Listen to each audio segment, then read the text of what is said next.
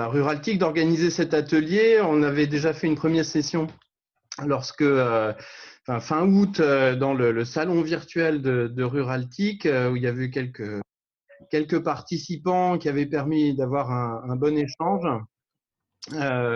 Donc là, je vais vous refaire la présentation. Peut-être que l'idée, c'est que voilà, je sois dans une Merci présentation. beaucoup. Merci de cette. Enregistré pour voilà, peut-être 15-20 minutes de présentation en synthèse de cette étude qui a été réalisée donc par Alric Conseil, dont je suis le fondateur, avec Eurogroupe et la Javanese, qui sont des experts de l'assistance à maîtrise d'ouvrage sur les questions de système d'information en particulier, et la Javanese sur l'exploitation des données, plutôt dans des environnements privés. Et puis, je profite pour saluer donc les deux représentants de la FNCCR, Mireille Bonin et Loïc Haye, qui sont connectés là, ainsi que les membres du comité de pilotage, puisque cette étude, c'est aussi une rencontre et un travail qui a été fait de façon assez soutenue avec le comité de pilotage de l'étude, qui a permis d'agréger un certain nombre de données. Alors, c'est quoi le cycle de la donnée? C'est l'idée à partir de laquelle est partie la FNCCR, que les données publiques, elles ont une origine, elles ont une finalité, les archives, et qu'entre les deux, eh bien, il y a différentes étapes de traitement des informations à partir de la production, que ce soit un formulaire en ligne ou une production administrative, le traitement de ces données, l'usage dans les logiciels de la collectivité, les questions d'analyse décisionnelle, le big data qui prend de plus en plus d'importance dans les chaînes de décision des collectivités. On pense notamment à la production de cartes, à la production d'indicateurs qui deviennent indispensables pour piloter l'action publique. Il y a la question de l'intégrité, de la confidentialité des données qui est rendue de plus en plus importante avec l'adoption du règlement général sur la protection des données. La conservation, l'archivage, c'est une obligation publique, et les archives de France avec qui on a travaillé aussi sur cette étude ont beaucoup travaillé sur le fait que les données sont de plus en plus numériques depuis l'origine, et qu'il faut adapter les conditions d'archivage à cela. Et puis, l'autre nouvelle obligation qui est sur la libération et la publication des données, que ce soit une libération en open data d'ailleurs, ou un partage simplement au sein même d'une organisation ou entre différentes organisations qui sont amenées à traiter des jeux de données pour leurs activités propres. Alors, si on veut s'intéresser un peu à l'architecture de ce monde ouvert dans lequel on est aujourd'hui, disons qu'il y a les données de l'organisation qu'on a séparées en trois ensembles. D'un côté, les données qui sont dans les bases de production, donc avec l'action de la dématérialisation qui permet d'avoir des données qui sont dès l'origine de plus en plus dématérialisées. Et puis, deuxième aspect, les entrepôts de données qui permettent d'avoir des jeux de données pour les confronter, travailler sur ces informations-là. Et puis, le cube décisionnel, où là, on est plus sur la synthèse des informations qui sont utiles pour le décisionnel, le partage avec d'autres acteurs. Et puis, ça, c'est la partie interne. Mais il y a aussi des informations qui sont en provenance des délégataires, et même plus largement de tous les titulaires de marchés publics, tous les partenaires privés des collectivités locales qui produisent énormément de données qui doivent être intégrées dans ce cycle de la donnée du point de vue de la collectivité. Des données de tierces parties, des partenaires, des agences d'urbanisme, des opérateurs de transport, etc. Il y a toute la dimension réseaux sociaux, et on sait que l'action publique est fortement impactée par le développement des réseaux sociaux. L'Internet des objets qui va être aussi un grand producteur de données dans la période future et même dans la période actuelle. Pour un certain nombre de collectivités, on voit se développer des usages sectoriels sur l'énergie, sur la gestion de l'espace public dans le domaine des données IoT, donc l'Internet des objets. Et tout cela va produire une quantité de données absolument phénoménale qu'il va falloir traiter tout au long de ce cycle de la donnée. Il y a les données open data en provenance d'autres acteurs. Je le disais, c'est aussi ça, l'ouverture des données, le partage d'informations. C'est aussi la capacité d'accéder aux données qui sont produites par des tiers et puis les données qui sont produites par les usagers eux-mêmes dans la mesure où on est face à une administration qui est de plus en plus dématérialisée. Alors, on a commencé l'enquête. Alors, c'était fin 2018 qu'on a fait ce travail-là, mais il a été très éclairant. Il y a eu 106 répondants appartenant à 95 structures différentes qui se sont prêtés au jeu du questionnaire pour cette étude.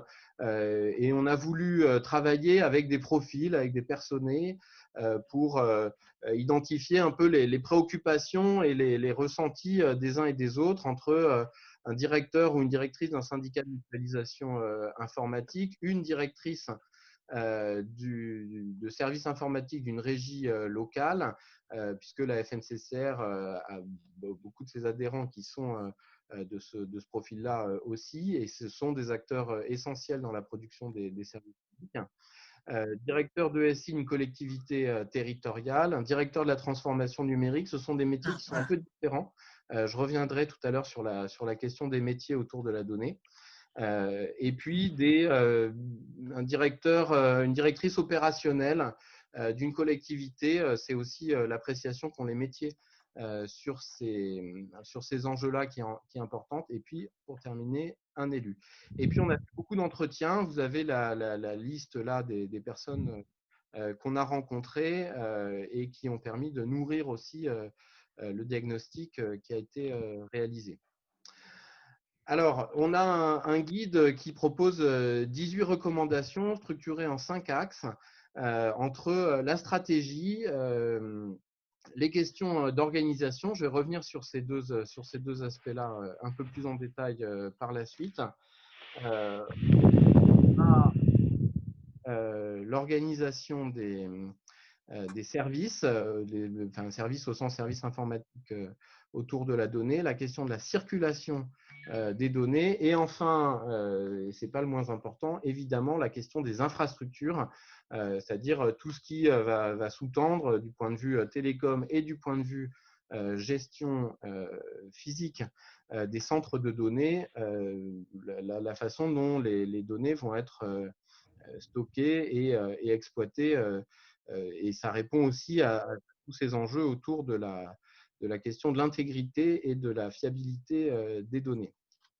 Alors, sur la question de la stratégie, on a passé du temps sur la question de la mutualisation des données. C'est-à-dire à la fois la stratégie en matière de données, les données orientent la stratégie globale du territoire, c'est-à-dire que pour élaborer une stratégie territoriale, que ce soit sur un point de vue global ou sur une application plus sectorielle, de plus en plus, il y a un usage des données qui est indispensable et donc il n'y a pas de stratégie sans bonnes données. Et puis, de l'autre sens, il n'y a pas de stratégie, il n'y a pas d'usage des données si on n'a pas une stratégie spécifique sur ces questions-là. Et au milieu de tout ça, il y a la question de la mutualisation. Et là, on a illustré cette question-là avec un schéma qui montre qu'on peut avoir différents services de mutualisation autour de la gestion des données sur différents territoires avec une carte qui peut s'apprécier aussi du point de vue du niveau de service qui est proposé entre les infrastructures, ce qui va être un centre de données partagé, un réseau de télécom partagé, ce qui relève plutôt des plateformes, et je reviendrai tout à l'heure sur cette question-là en vous montrant un exemple. Et puis, sur la dimension service, parce qu'on voit que de plus en plus, les acteurs publics ont besoin d'être accompagnés dans le développement des services autour de la donnée, même plus largement dans la transformation numérique des collectivités et qu'il y a énormément d'offres et d'acteurs qui sont d'ores et déjà actifs sur le territoire, mais qui restent encore un certain nombre de besoins à couvrir, et c'est ce qu'on a voulu illustrer aussi avec cette diapositive. Sur la question de l'organisation, alors c'est un thème qui est absolument central dans notre étude. On voit que finalement, la question du cycle de la donnée, ce n'est pas juste un sujet d'informaticien, j'ai envie de dire, c'est presque pas un sujet d'informaticien finalement, dans la mesure où à chaque étape, on va faire appel à des compétences qui sont différentes entre le responsable du stockage des données, l'architecte analytique qui vont être sur la structuration de la production. On parle dans notre étude des contrôles de surface, c'est-à-dire les contrôles qu'on peut faire au moment de la saisie d'un formulaire pour s'assurer que les données qui vont être collectées sont bien conformes à ce qui est attendu dans le système d'information. Du côté du traitement, ça va être le responsable des référentiels et le responsable de la qualité des données qui vont être sollicitées, mis à contribution. Nous, ce qu'on dit, c'est que dans la partie traitement, on doit être, du point de vue de la qualité, le plus proche possible des métiers et donc avoir des responsables de familles fonctionnelles de données qui travaillent aussi sur la fiabilisation des données pour être capable d'évaluer les référentiels dans leur capacité à être utilisés pour faire le traitement des données qui sera utile par la suite. Ensuite, on a toute la partie analyse, l'informatique décisionnelle, l'intelligence artificielle qui se développe de plus en plus. Et donc, de ce côté-là, ça, c'est des métiers qui sont plutôt nouveaux. Des data scientists, on commence à en voir de plus en plus apparaître au service des collectivités, que ce soit dans des structures mutualisées ou dans des collectivités de plein exercice. Et puis, les chefs de projet SIG, alors, je dirais qu'ils ont une dizaine d'années, le boom des chefs de projet SIG commence à avoir une dizaine d'années dans les collectivités locales, peut-être même un peu plus. Mais on voit que c'est une fonction qui est devenue absolument essentielle, le fait de pouvoir tenir à jour des observatoires, faire correspondre des informations qui sont issues d'outils, de structures différentes pour en tirer des analyses de territoire. Ça vaut pour les systèmes d'information géographique, la capacité à faire une carte qui est utile, mais ça vaut aussi dans tout l'analyse décisionnelle et la capacité de donner des bons indicateurs et des bonnes visualisations des informations qui sont collectives. Et on voit qu'effectivement, de ce côté-là, il y a énormément de compétences qui sont mobilisées et des jeunes qui se forment aussi sur ces questions-là.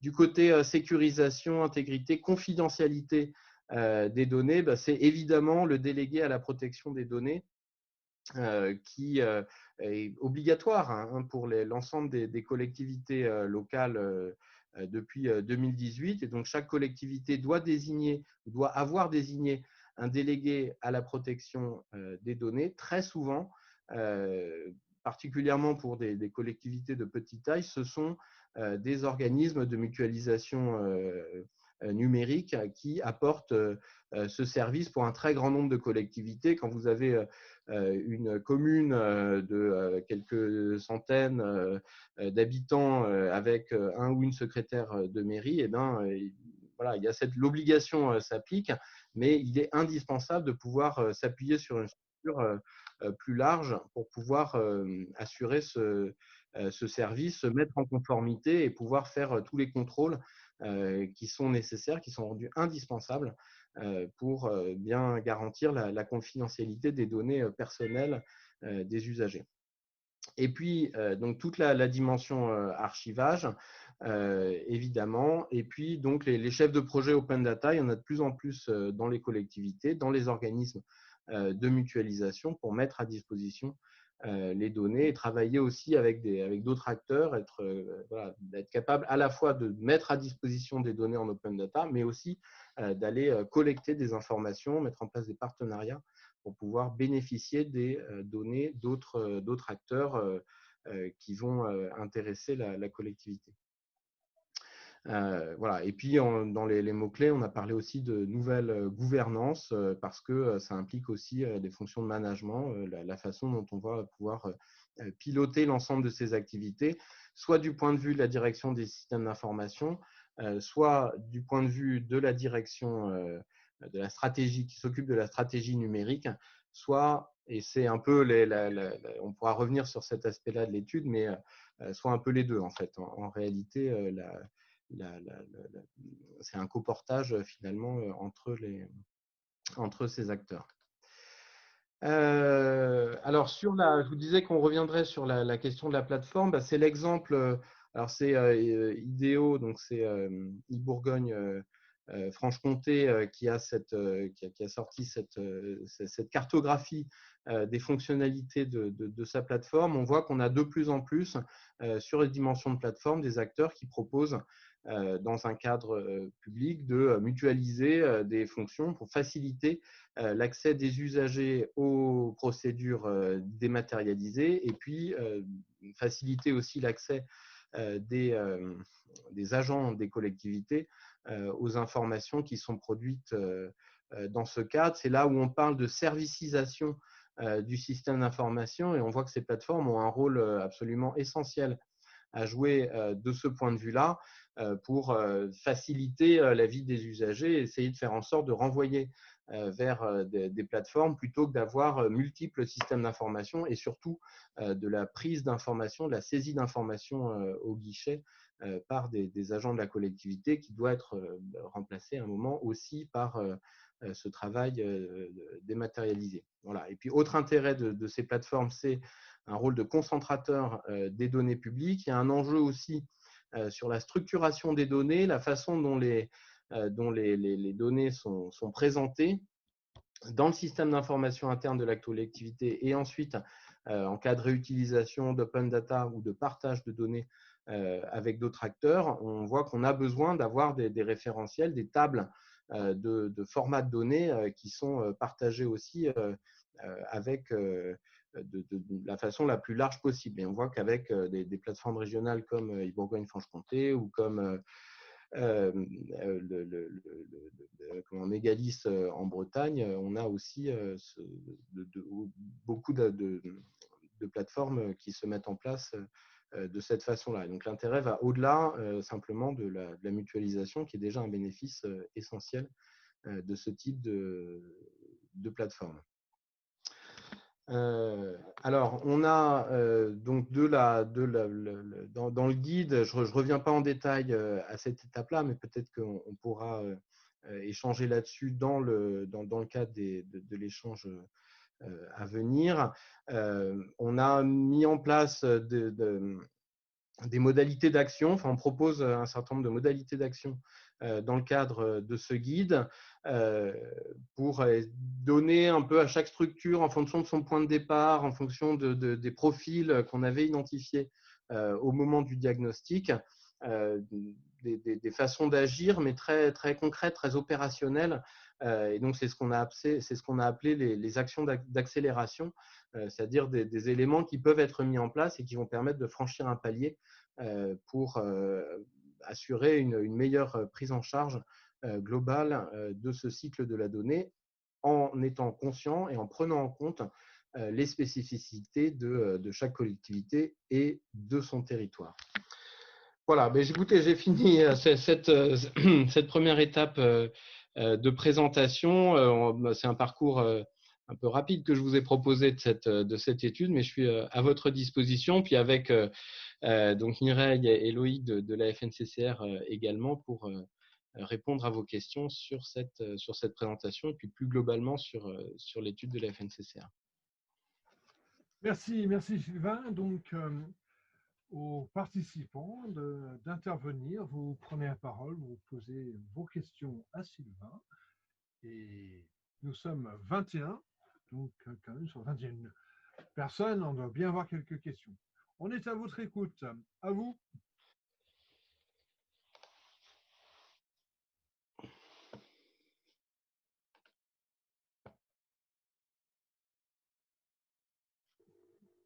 Bon, puisque je vais prendre la parole, puisque pour lancer les débats, bonsoir à tous et à toutes. Avec le recul, moi, il y a une chose qui m'a frappée dans cette étude et dans tout le travail mené, c'est que ce sont les questions sur les organisations et les nouveaux métiers de la donnée qui ont, je crois, le plus fait surgir les questions. Après, ça fait presque 2 ans que l'étude a été publiée maintenant, et les questions sont beaucoup tournées autour de cet aspect organisationnel et des nouveaux métiers de la donnée, plus que la transformation des systèmes d'information et la servicisation, comme tu l'expliquais, Sylvain. Voilà, c'était bon, c'est une entrée en matière pour d'autres questions éventuellement. Oui, puis avec le débat que j'ai un peu ouvert dans cette discussion-là sur le portage des responsabilités, à la fois d'un point de vue politique, d'un point de vue management et dans l'organisation même des services.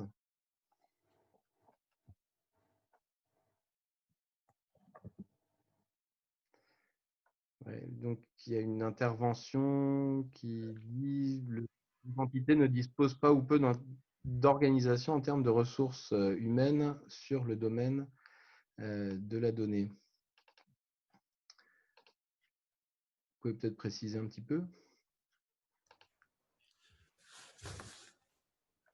Peut-être en attendant, je ne sais pas si vous m'entendez, Philippe Baudouin de l'IDAT, qui va dans le même sens. Je pense que la question, c'était autour de ces nouveaux métiers.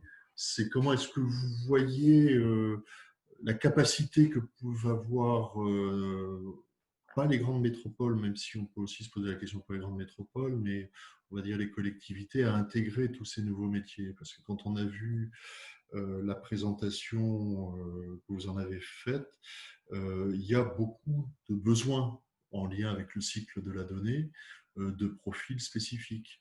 Donc, c'est comment les collectivités vont pouvoir soit intégrer sur un même poste des compétences différentes et quelle en est la limite aussi, ou prendre en charge directement en interne tous ces nouveaux besoins, ou finalement être sur un recours tiers pour pouvoir y répondre.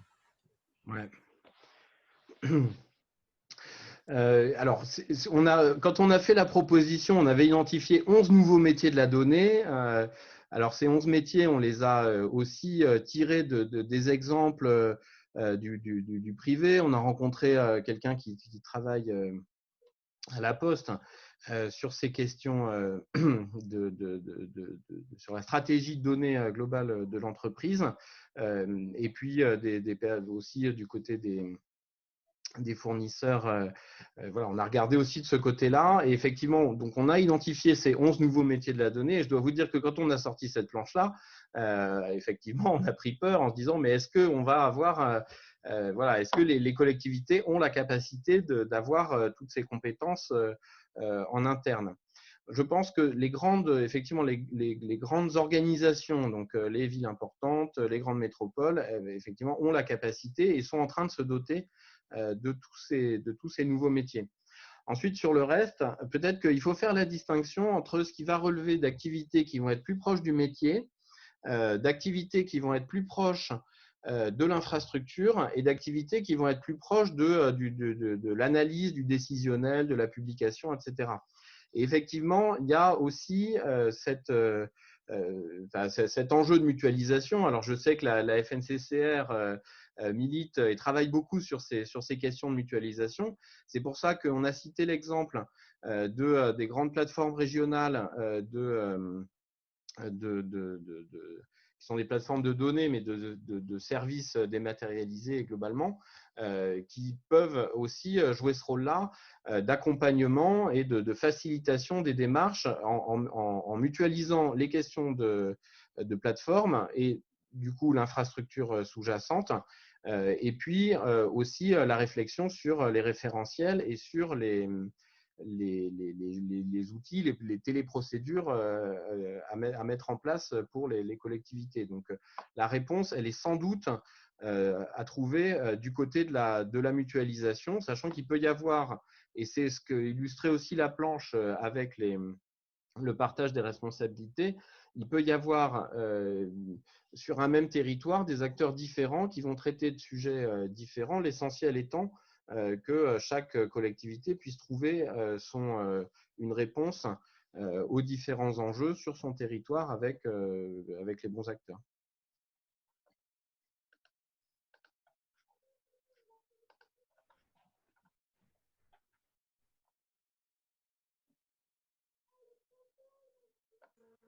Alors, Sylvain, je ne sais pas si tu vois le chat, nous disposons de peu d'acculturation au sein de notre collectivité sur la donnée.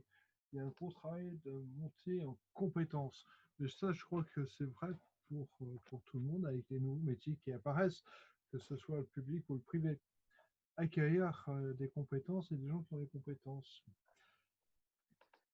Oui, alors, il y a la question des compétences, il y a les 11 métiers, tout ce qu'il y a derrière en termes de recrutement, de formation, de mutualisation, et c'est un enjeu qui est absolument essentiel. Mais moi, je lis aussi le mot acculturation avec la notion de culture de la donnée, et on a eu des échanges qui étaient extrêmement riches et intéressants dans le cadre de l'étude avec la FING, donc la Fondation Internet Nouvelle Génération, qui est venu nous parler de la culture de la donnée. Et il donnait un exemple qui nous avait beaucoup marqué dans le cadre de l'échange qu'on a eu avec eux. Il disait, dans les années 90, Toyota, donc le fabricant de voitures, a voulu mettre en place une démarche qualité globale. Et ils ont travaillé sur la culture de la qualité pour faire en sorte que chaque personne qui travaille chez Toyota ait cette culture-là, qu'elle soit très largement partagée. Et ce que dit la FING, c'est qu'avec la donnée, on doit avoir le même partage de culture. Enfin, la création de cette culture de données est absolument essentielle.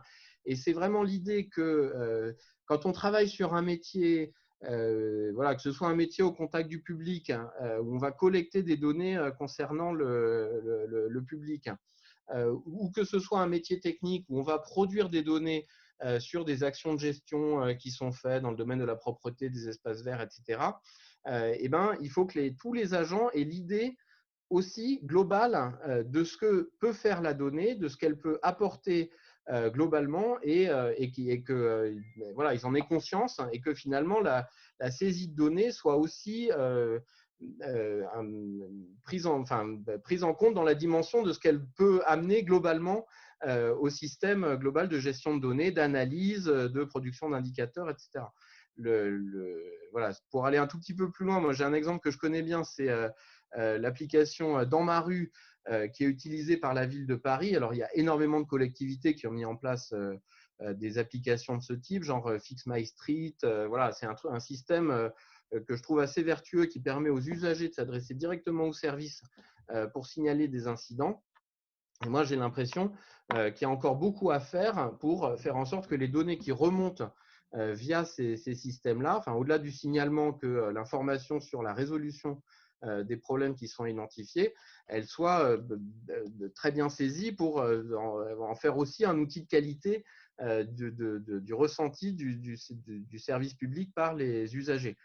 Voilà, et donc on voit, enfin moi je trouve que c'est vraiment typiquement l'exemple sur lequel il y a cette culture de la donnée à partager pour que l'agent qui est en contact, l'agent de terrain ou son chef, qui va être chargé de remonter des informations sur le traitement du tas d'ordures ou du graffiti, eh bien, que ces informations-là remontent bien, qu'elles soient correctement structurées, correctement mises en place dans le système d'information pour aussi pouvoir en faire des indicateurs d'activité, des indicateurs de qualité, des indices pour savoir comment déployer mieux le service utiliser mieux les moyens, etc. Voilà. Donc, c'est vraiment cette notion de culture de la donnée. Moi, je l'entends aussi de ce point de vue-là. Et on a fait des propositions parmi les actions d'accélération aussi sur cette dimension, c'est-à-dire que la stratégie de la donnée, elle doit se travailler aussi, avant tout, même, je dirais, avec les élus qui sont en contact avec le public et avec les responsables de métier qui sont vraiment dans le cœur opérationnel de l'activité. Ça, c'est super intéressant. Mais je crois aussi, bon, j'espère que vous m'entendez bien, il y a le problème de l'acquisition de la donnée et l'utilisation par le citoyen de la ville ou du village. Est-ce que ce n'est pas aussi un phénomène un petit peu culturel? Bon, certains d'entre vous le savent, je suis un Afro-Britannique qui vit en France, qui mange le pain des Français parce qu'il est excellent, donc bientôt sans papier, mais ça c'est une autre histoire. Mais est-ce qu'on ne constate pas, pour prendre l'exemple justement de l'utilisation de la donnée et la collecte de données, que les citoyens de l'Europe du Nord sont peut-être plus performants que les citoyens de l'Europe du Sud?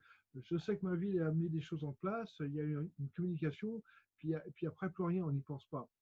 Donc, est-ce que vous avez des éléments là-dessus par rapport à l'utilisateur sur le terrain qui fait de l'acquisition de données par rapport à sa culture Alors, je ne suis pas certain d'avoir tout à fait bien compris la question. Il y a d'un côté l'usager, l'open data, c'est ça, et de l'autre côté l'agent de la ville. Non, je parle du citoyen. Vous donnez l'exemple du citoyen qui va flasher, qui va faire une photo d'un trou dans la route. Et ça va remonter au service technique ou un lampadaire qui ne fonctionne pas. Et c'est vrai, c'est absolument génial parce que les services techniques ne peuvent pas tout voir. Voilà.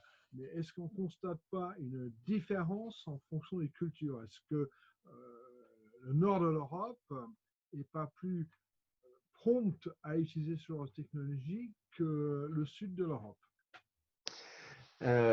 Alors, je dois reconnaître que nous n'avons pas fait de comparaison internationale dans le cadre de cette étude. Et donc, je vais avoir peu d'indicateurs sur cette question-là. Moi, je crois que c'est la question de tous les systèmes d'information. C'est-à-dire qu'on veut bien rentrer des données dans le système d'information à partir du moment où on a l'impression que c'est utile. Et tant que les usagers sur des services comme de type Fix My Street, ils auront l'impression que c'est plus efficace d'aller parler avec un élu que de remplir un formulaire, ils vont continuer à aller parler avec les élus. Voilà, et je pense que c'est aussi l'enjeu, c'est d'arriver à fiabiliser des dispositifs de ce type. Là, je suis bien d'accord avec vous.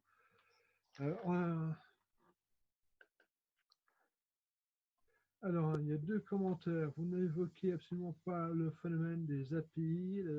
La data, c'est un peu comme la flotte aujourd'hui. Il est facile de couper les robinets, voire de l'empoisonner. Ok, bon, on va vous écouter là-dessus. Et ne pas oublier que les États-Unis ont également un système très ouvert, public, domaine par défaut. Et est-ce qu'il y a une petite suite? Voilà. Alors, sur les API, les API, c'est une des composantes de la servicisation du système d'information. Et effectivement, au-delà de la revendication pour l'open data, on assiste aussi à un certain nombre de revendications pour l'open API. Et on voit bien que lorsque les données sont exposées avec des API, sous réserve que les API soient stables, on peut avoir des formes d'usage, de réutilisation qui sont beaucoup plus pertinentes. Et ça vaut aussi pour le partage d'informations avec des partenaires, des acteurs, des prestataires qui, eux, ont des systèmes d'information qui consomment et produisent des interfaces API. Voilà. Pour ce qui est des États-Unis, peut-être vous pourrez préciser les choses. Oui, je peux peut-être le préciser parce que c'est moi qui ai mis la remarque. On parlait de l'Europe du Sud et de l'Europe du Nord, mais il y a aussi beaucoup de belles choses qui se font ailleurs et dans un pays où le libéralisme est érigé à son paroxysme, je dirais, les États-Unis ont quand même fait un choix très ouvert puisque la plupart des services publics et des agences gouvernementales publient de la donnée des données très importantes, et pas qu'à l'échelle des États-Unis, c'est à l'échelle du monde entier, puisque la NASA et l'Office de géologie publient par exemple des modèles numériques de terrain, etc., et depuis des années. Donc il y a aussi plein de choses qui se font ailleurs. C'était l'objet de ma remarque. Oui, il y a une culture du partage qui est effectivement plus forte à beaucoup d'endroits, mais je trouve qu'elle se développe quand même pas mal en France. Et alors, c'est un exemple que j'aime bien citer aussi, c'est que l'open data, on voit que le premier utilisateur de l'open data de la ville de Paris, pour reprendre cet exemple-là, eh ben, c'est comme organisation, c'est la ville de Paris. C'est-à-dire que l'open data permet de se dispenser d'aller voir son voisin de bureau pour lui demander un jeu de données et qui disent attends, je vais demander à mon chef, qui va demander à son chef, qui va demander au chef commun, et puis ensuite l'information va redescendre. Au moins, comme l'information est libérée, et ben, ça permet à toute l'organisation d'en bénéficier sans avoir à se poser trop de questions sur d'ordre organisationnel, managérial autour de ces données. Et j'aurais également une autre question. J'ai noté dans les slides là, qui ont été présentés, sur le slide 3, où on voit différentes sources de données de l'organisation. On ne voit que des flèches qui rentrent. Pourquoi on ne voit aucune flèche qui sorte en fait, de l'organisation? Ce qui me semble être assez symptomatique de ce qui se passe en ce moment. Est-ce que c'était voulu? Quelle est la signification derrière le sens de ces flèches? Ah, mais en fait, c'est les flèches qui vont intégrer les données de l'organisation. C'était parce qu'à cette étape-là, on était sur cette question-là. Évidemment que le cube décisionnel, il a vocation aussi à libérer à partir de là qu'on va libérer les données de l'organisation pour les partager. Et on peut avoir sur certaines applications effectivement des API qui vont rentrer là pour le coup plus en lien direct avec les bases de production. Mais effectivement, il manque des flèches qui sortent, qu'on aurait mis plutôt vers le haut pour illustrer aussi effectivement le fait que les données doivent circuler. C'est vraiment un axe important du rapport, la notion de circulation de la donnée. Et il va de soi, pour tous les contributeurs de l'étude, que la circulation, elle va dans les deux sens, quoi. De l'extérieur vers l'organisation et de l'organisation vers l'extérieur. Effectivement, merci pour ce rappel. Je voudrais vous demander, est-ce que vous avez eu des retours concernant la gouvernance de la donnée? C'est-à-dire, est-ce que vous savez, au niveau des collectivités, si une approche horizontale dans laquelle on essaie d'embarquer tous les participants à la culture de la donnée serait la plus adaptée, ou c'est plutôt une approche top-down dans laquelle on impose une certaine façon de travailler? C'est tout l'enjeu sur la question de la culture, de la donnée. C'est vraiment l'idée que chacun appréhende de son point de vue métier, de son activité à lui, l'intérêt qu'il peut y avoir à avoir une stratégie globale de la donnée. Ce que je vous disais sur l'open data, c'est que l'open data est un outil puissant de transversalité et de partage d'informations à l'intérieur même des organisations. Mais ça ne veut pas dire qu'il ne faut pas avoir une vision aussi managériale des choses. Je vous disais, on s'est posé la question sur les questions d'organisation, comment structurer ce pilotage de la donnée. On a proposé un schéma dans ce cadre-là, mais qui doit absolument être adapté au fonctionnement de chacune des collectivités. Et c'est aussi la question du positionnement du DSI par rapport aux responsables ou aux directeurs, directrices de la stratégie numérique lorsqu'il y en a. Il faut qu'il y ait une impulsion qui vienne du haut, mais c'est sûr et une organisation du coup qui réponde à ça. Et l'organisation, le management, c'est aussi le monter en compétences, donner des outils et des moyens. Mais ensuite, donc il faut que cette impulsion-là, elle soit portée politiquement, portée par le management de la structure. Mais ensuite, c'est aussi beaucoup de liens directs entre les services, de liens directs entre les services et les usagers du service public qui va se mettre en place. Donc voilà, on a proposé on s'était un peu posé la question sur ces questions d'organisation et voilà, on a vu qu'il y avait des schémas qui étaient quand même assez différents qui se mettaient en place dans les différents types de collectivités. Là aussi, c'est une question de maturité, c'est une question de personnes, beaucoup. Ça dépend voilà, la capacité des uns et des autres à se projeter et à porter le truc de façon globale. Voilà. Et donc, on avait, juste pour répondre complètement à la question, dans le rapport, on avait identifié trois possibilités, soit la création d'une direction du numérique, soit l'intégration de la dimension numérique par la DSI, c'est-à-dire une DSI augmentée qui va s'intéresser aussi aux questions de stratégie numérique, de stratégie de la donnée, soit la décentralisation du numérique dans les directions métiers. Voilà, la réponse qu'on formule au travers de ce rapport, c'est que il n'y a pas un bon choix parmi les trois, quoi. Ça dépend vraiment de la situation de départ de la collectivité et qui sont les personnes qui sont dans l'organisation susceptibles de porter cette dimension-là. Très bien, merci.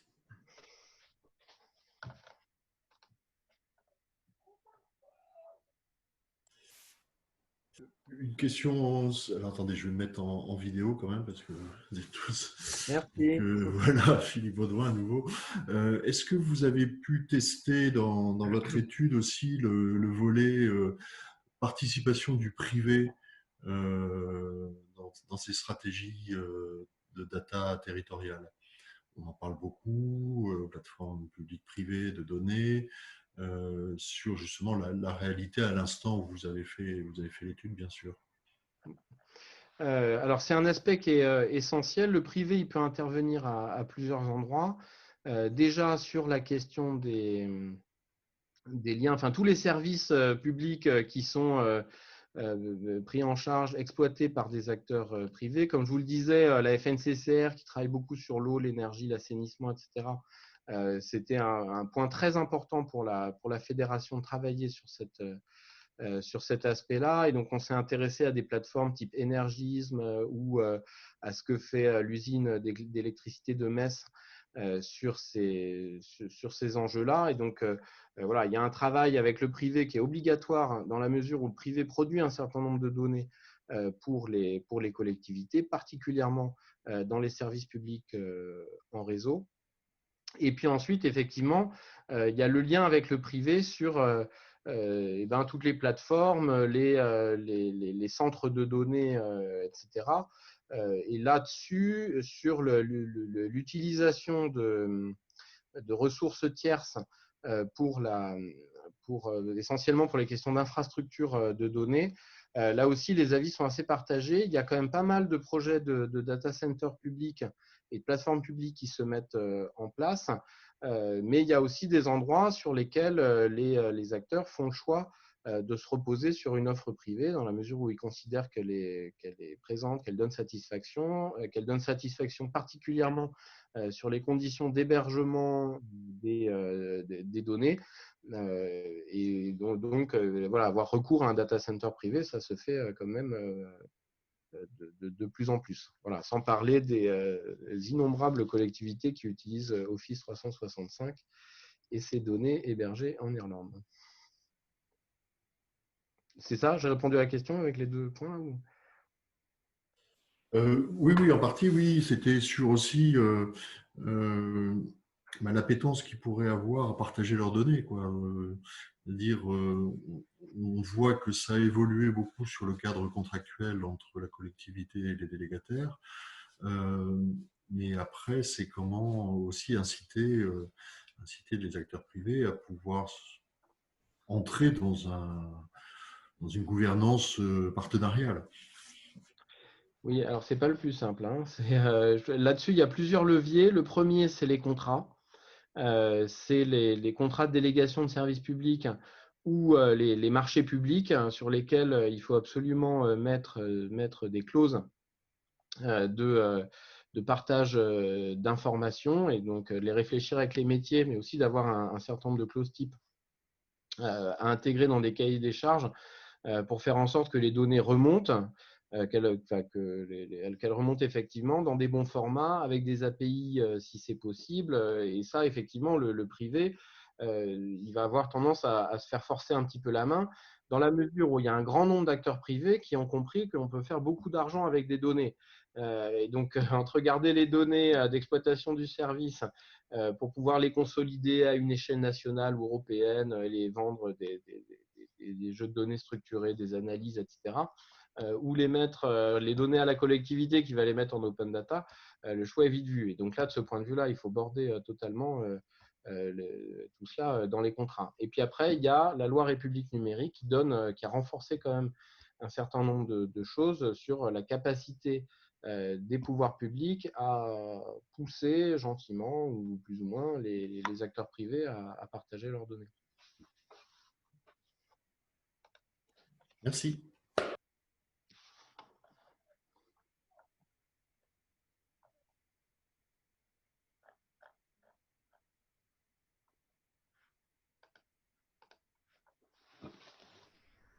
Avons-nous d'autres questions? Ouais.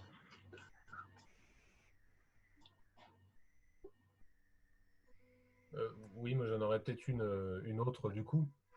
Relativement à une actualité récente, ce matin dans Lyon, la FNCCR accompagnait les élus pour signer le nouveau contrat de concession de distribution d'énergie. On l'a vu, il y a eu quelques publications et il était question notamment du contrat national qui était décliné dans les différentes collectivités. Est-ce que ce soir, on peut essayer de regarder, faire le parallèle en tout cas entre ce modèle national et les fameux contrats dont il était question il y a quelques minutes? Est-ce que du coup ces obligations de la République numérique sont déjà transposées dedans? Est-ce qu'il y a des choses déjà faites ou ça reste à construire? Alors, je ne connais pas précisément le sujet du modèle national de contrat d'énergie. Peut-être que Mireille ou Loïc, si vous avez des informations, on peut les partager. Mais enfin, moi, je suis convaincu que c'est précisément l'intérêt d'avoir une fédération comme la FNCCR, d'être capable aussi de traiter ces enjeux-là d'un point de vue national. Oui, je vais faire une réponse partielle. Le modèle générique national du cahier des charges, pour moi, est conforme à la loi République numérique, donc aux obligations qui incombaient aux délégataires en matière de données d'intérêt général. Mais je vous fais une réponse de principe. Je ne maîtrise pas suffisamment le sujet. Il y a peut-être parmi les auditeurs et auditrices de ce soir des personnes mieux informées. Mais c'est une question sur laquelle on peut revenir vers vous, François. Avec grand plaisir. Merci, oui. Effectivement, on voit qu'on a des enjeux qui sont… C'est vraiment tout l'intérêt d'avoir la FNCCR, c'est que chaque collectivité, chaque syndicat va traiter de façon unitaire avec le même délégataire. Enfin, suivant les sujets, il y en a un dans le domaine de l'énergie ou à peine plus dans le domaine de l'eau. Effectivement, s'il y a des cahiers des charges communs, c'est aussi parce que ça permet d'avoir des discussions et de pouvoir peser plus fort notamment sur ces questions-là. Je disais, je pense qu'on a fait un grand tour. Sylvain, ta présentation était excellente. Peut-être, je ne sais pas si tu peux le faire maintenant, tu peux copier ta présentation dans le chat qui permet aux personnes qui sont intéressées de le télécharger. Vous avez aussi la possibilité de poursuivre. Normalement, ça doit s'afficher à l'écran avec Sylvain. Normalement, vous avez son email qui s'affiche.